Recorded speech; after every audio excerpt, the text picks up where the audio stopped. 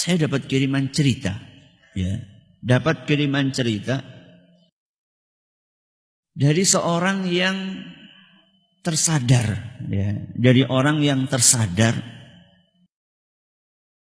bahwa ternyata selama ini dia itu tidak proporsional dalam berakhlak mulia. Selama ini dia bisa begitu sopan kepada orang yang tidak dia kenal, atau dengan teman-temannya di kantor atau di pekerjaan atau teman sepermainan. Dia bisa begitu sopan kepada orang-orang itu, tapi kepada istri dan anak-anaknya sendiri dia tidak bisa. Kemudian dia diingatkan dengan sebuah mimpi yang akhirnya kemudian ketika bangun dia tersadar bahwa ternyata yang lebih berhak untuk disikapi dengan akhlak mulia adalah istri dan anak-anaknya. Kata dia, pada suatu hari saya bersenggolan dengan seorang yang tidak saya kenal. Maka saya pun spontan bereaksi, oh, maafkan saya. Maka dia pun menjawab juga, maafkan saya. Orang itu dan saya berlaku sangat sopan. Gak kenal, kesenggol, langsung cepat-cepat mengucapkan apa? Minta maaf. Sangat sopan sekali. Maka kami pun berpisah dan saling mengucapkan salam. Subhanallah. Minta maaf, kemudian apa? Assalamualaikum. Akan tetapi ceritanya berbeda. Begitu saya sampai di rumah. Pada hari itu juga ada salah satu kolega terbaik saya menelpon. Maka dengan bahasa yang sangat lembut dan santun, saya pun ngobrol dengan kolega saya untuk meraih simpati kolega saya tersebut.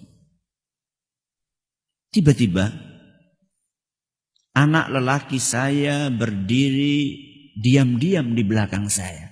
Ketika saya sedang asyik nelpon dengan kolega saya dengan bahasa yang terbaik, tiba-tiba anak laki-laki saya berdiri diam-diam di belakang saya.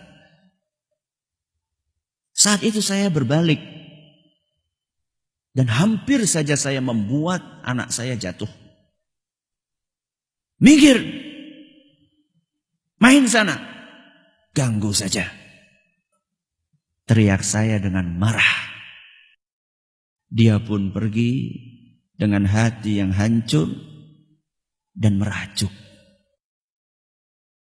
Malam itu saya berbaring di tempat tidur. Antara sadar dan tidak, saya mendengar sebuah suara yang berbisik, aku akan memberikan gambaran kepadamu bagaimana ketika nyawamu dicabut. Namun sebelumnya, aku akan izinkan engkau untuk melihat lorong waktu sesudah kematianmu. Sewaktu kamu berurusan dengan orang yang tidak engkau kenal, etika kesopanan engkau gunakan. Akan tetapi, dengan anak yang engkau kasihi, engkau perlakukan dengan sewenang-wenang. Akan kuberi lihat setelah kematianmu hari ini, bagaimana sikap atasanmu, kolegamu, sahabat dunia mayamu, dan juga engkau akan melihat bagaimana sikap anak dan istrimu ketika engkau tinggalkan. Aku pun melihat hari itu saat jenazahku masih diletakkan di ruang keluarga.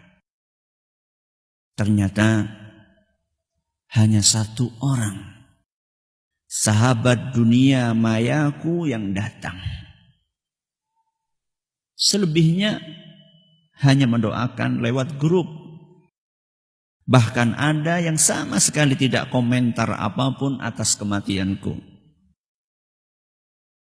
Lalu teman-temanku sekantor hampir semuanya datang. Mereka hanya sesaat melihat jenazahku. Kemudian mereka asyik foto-foto dan mengobrol. Bahkan ada yang masih sempat asyik untuk membicarakan aibku sambil tersenyum-senyum. Bos yang aku hormati hanya datang sebentar, melihat jenazahku dalam hitungan menit, kemudian dia langsung pergi lagi. Dan kolegaku yang selama ini aku telepon dengan bahasa yang sangat sopan, tidak ada satupun yang aku lihat datang. Aku melihat anak-anakku menangis di pangkuan istriku. Yang paling kecil berusaha menggapai-gapai jenazahku, meminta aku bangun. Namun istriku menghalaunya.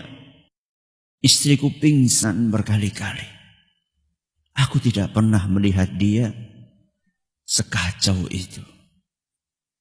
Kemudian aku teringat betapa sering aku acuhkan panggilan istriku yang mengajakku untuk mengobrol. Aku selalu sibuk dengan HP-ku, dengan kolega-kolegaku, dengan teman-teman dunia mayaku. Lalu aku lihat anak-anakku. Sering ku hardik dan ku bentak mereka saat aku sedang asyik dengan ponselku. Saat mereka ribut memintaku untuk aku temani. Ya Allah, maafkan aku. Pada hari yang ke-7, sejak kematianku, ternyata teman-temanku sudah melupakanku semuanya. Sampai detik ini aku tidak pernah mendengar ada di antara mereka yang mendoakanku. Perusahaan tempat aku bekerja telah menggantiku dengan karyawan yang lainnya. Teman-teman dunia maya masih sibuk dengan lelucon-lelucon di grup tanpa ada yang membahasku atau bersedih terhadap ketiadaanku di grup mereka. Namun aku melihat istriku masih pucat dan menangis. Air matanya selalu menetes saat anak-anakku bertanya, di mana bapak mereka? Aku melihat istriku begitu lunglai dan pucat. Kemana semangatmu istriku? Ya Allah, maafkan aku. Hari yang ke-40 sejak aku tiada.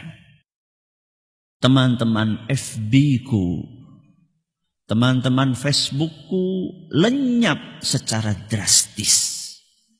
Semua memutuskan pertemanan denganku. Seolah tidak ingin lagi melihat kenanganku semasa hidup. Bosku, teman-teman kerjaku, tidak ada satupun yang mengunjungiku di kuburan atau sekedar mendoakan dari rumahnya. Lalu kulihat keluargaku. Istriku sudah bisa tersenyum. Akan tetapi tatapannya masih kosong. Anak-anak masih ribut, menanyakan kapan bapaknya pulang. Dan yang paling kecil, yang paling kusayang, masih selalu menungguku di jendela menantikan aku datang. 15 tahun berlalu. Kulihat istriku sedang menyiapkan makanan untuk anak-anakku. Sudah mulai kelihatan guratan tua dan lelah di wajahnya. Dia tidak pernah melupakan anak-anak untuk ziarah makam bapaknya. Jangan lupa berdoa setiap sholat. Sampai bertahun-tahun. Anak-anak dan istriku pun masih terus mendoakanku di dalam sholat-sholat mereka. Agar aku selalu berbahagia di akhirat sana. Lalu seketika aku terbangun. Aku terbangun dan terjatuh dari dipan. Ya Allah, alhamdulillah. Ternyata aku cuma bermimpi. Pelan-pelan aku pergi ke kamar anakku dan berlutut di dekat tempat tidurnya. Masih aku lihat air mata di sudut matanya. Oh, kasihan sekali. Terlalu kencang aku membentak dia. Anakku,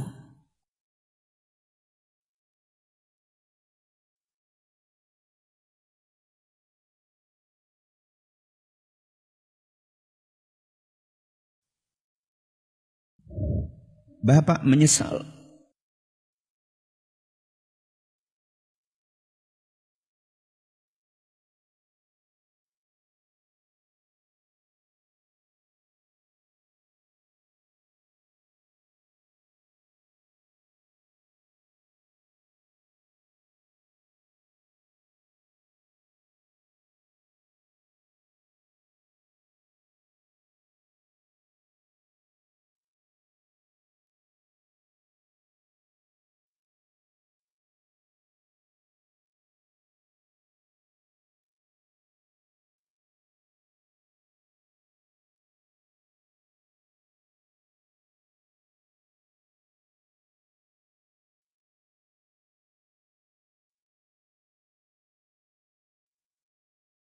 Anakku,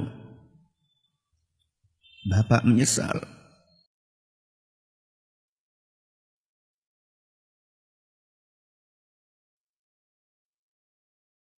Karena telah berlaku kasar kepadamu.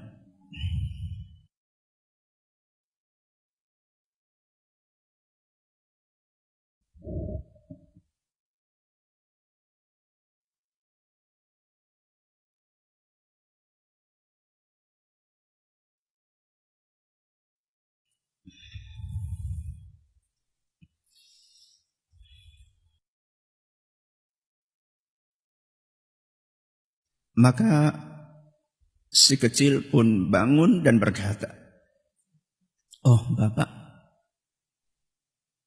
tidak apa-apa. Aku tetap mencintaimu."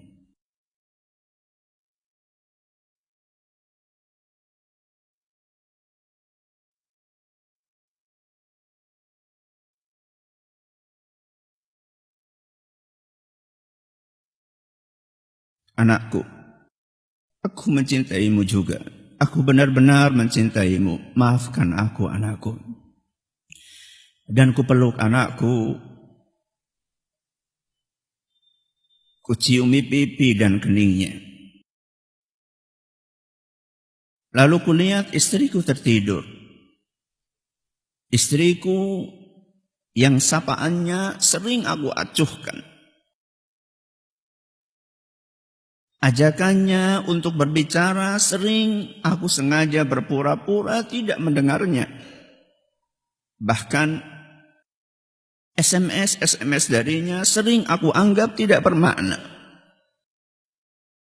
Maafkan aku, istriku.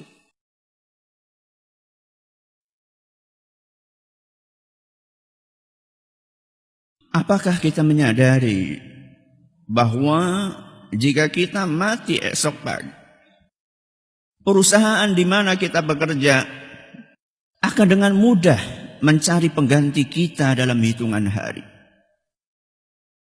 Teman-teman akan melupakan kita sebagai cerita yang sudah berakhir. Bahkan beberapa masih menceritakan aib-aib yang tidak sengaja kita lakukan. Teman-teman dunia maya pun tidak akan pernah membahas lagi, seolah kita tidak pernah mengisi hari-hari mereka. Lalu aku rebahkan diriku di samping istriku. HP-ku masih terus bergetar. Berpuluh-puluh notifikasi masuk menyapa aku. Menggelitik untuk aku buka. Akan tetapi tidak. Tidak. Aku matikan HP-ku. Aku pejamkan mata. Maaf. Bukan kalian yang akan membawaku ke surga. Bukan kalian yang akan menolongku dari api neraka. Akan tetapi, ini dia keluargaku.